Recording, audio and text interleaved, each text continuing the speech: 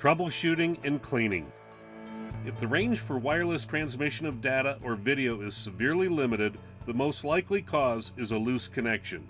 You can call the 24/7 helpline, however, before calling, be sure to check that the connections are tight and that the video channel on the robot matches the video channel on the CCU.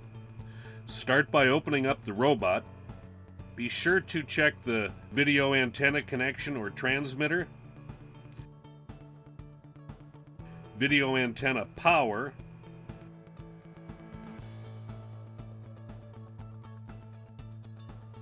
data audio antenna connections, CCU video antenna, CCU data and audio antenna. If all the connections are tight, next check to be sure the robot and the CCU are on the same video channel. Pressing the channel selector button next to the LED light under the video transmitter will cause the LED light to flash. The number of flashes equals the channel the transmitter is set to.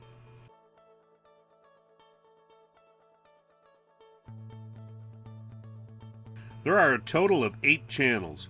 If the flashes shown do not match the desired channel, continue pushing the button.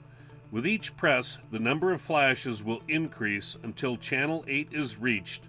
Then the next press will take it back to channel 1. Continue pressing the button until the number of flashes matches the desired channel. If there is a significant interference on one video channel, or there is more than one caliber robot operating in the area, it may be necessary to switch video channels. Once the channel is changed on the robot, it needs to be changed on the CCU to match. On the back of the CCU is a window with a small thumb screw knob. Unscrew it and slide open the windows to access the dip switch channel selector. There are 8 numbered switches representing channels 1 through 8. Using a small flat screwdriver, start by returning the incorrect dip switch to the off position. Then flip up the correct dip switch to the on position to match the channel of the robot. To ensure proper operation, only one dip switch should be in the on position at one time. After the correct channel has been selected, slide the cover back over the window and replace the thumb screw.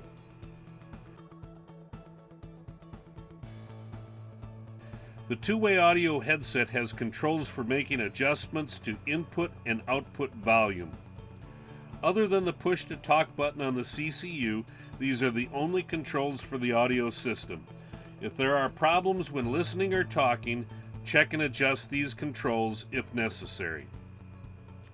The headset has multiple components: a headset speaker, a microphone, an inline volume control dial to adjust listening volume. On the back of the inline volume control dial is a microphone mute switch. This switch should always be in the on position to ensure that the microphone is not muted. The 2.5mm audio plug. On the back of the audio plug there is a small switch to control microphone input volume. This switch has 3 settings: low, medium, and high. These settings affect the volume output on the robot speaker. The default set of medium should ensure optimal performance. For proper operation, the headset must be plugged into the CCU before it is powered on. Depending on the weather and the terrain, the robot may become dirty during a mission and need to be cleaned. Start by unplugging the batteries. Next, ensure that all plugs on the robot are sealed.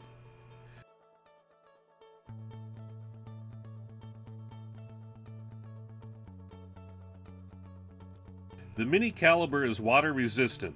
However, cleaning with a pressure washer or fire hose could cause damage to electrical components inside the chassis. Use a regular garden hose for cleaning. If the robot needs to be deconned, the robot can be cleaned using a solution containing no more than 5 or 6% bleach.